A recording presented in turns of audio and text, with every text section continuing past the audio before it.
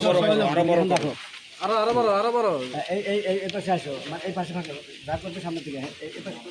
এটা খালি রাখো তাহলে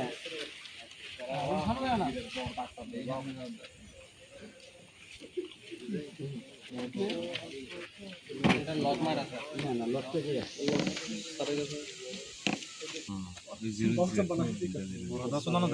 তোমরা একটু এই পাশে তাহলে বক্স খুলছি ঠিক আছে ভিতরে রাখো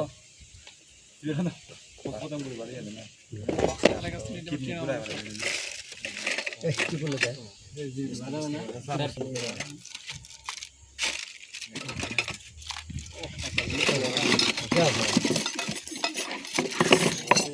Oh my god.